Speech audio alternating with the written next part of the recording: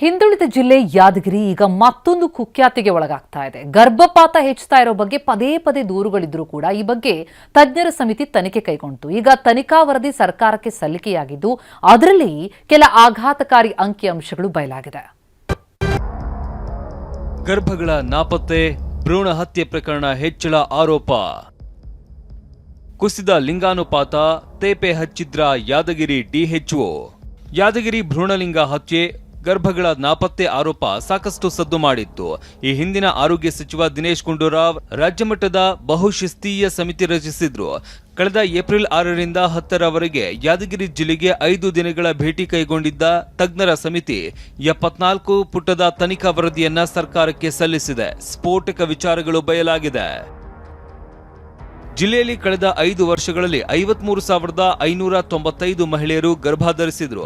ಈ ಪೈಕಿ 35,424 ಮಂದಿಗೆ ಹೆರಿಗೆಯಾಗಿದ್ರೆ 16,116 ಗರ್ಭಗಳು ಅಂದ್ರೆ 30% ಮಾಹಿತಿನೇ ಇಲ್ಲ. ಹೆಣ್ಣು ಭ್ರೂಣ ಹತ್ಯೆ, ಬಾಲ ಗರ್ಭಿಣಿಯರ ಗರ್ಭಪಾತ ಮತ್ತು ಶಿಶು ಮರಣ ಪ್ರಮಾಣ ಅಧಿಕವಾಗಿರೋದನ್ನ ಈ ವರದಿಯಲ್ಲಿ ಉಲ್ಲೇಖಿಸಲಾಗಿದೆ.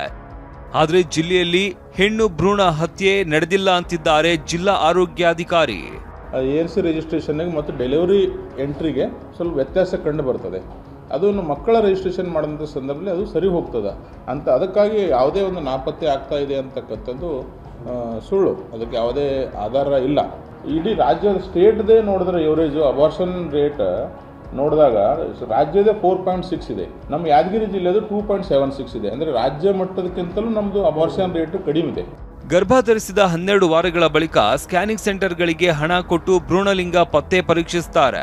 ಹೆಣ್ಣು ಅಂತ ಗೊತ್ತಾದ್ರೆ ಗರ್ಭ ಧರಿಸಿದವರು ಸರ್ಕಾರದ ನಿಗಾದಿಂದಲೇ ಮಾಯವಾಗ್ತಾರೆ.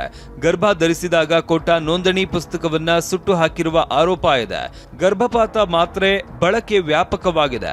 ಹೀಗಾಗಿ ಬಹುಪಾಲು ಗರ್ಭಗಳು ಭ್ರೂಣ ಹತ್ಯೆ ಪಿಡುಗಿಗೆ ಬಲಿಯಾಗಿರಲೂಬಹುದು ಅಂತ ತನಿಖಾ ವರದಿಯಲ್ಲಿ ಉಲ್ಲೇಖಿಸಲಾಗಿದೆ.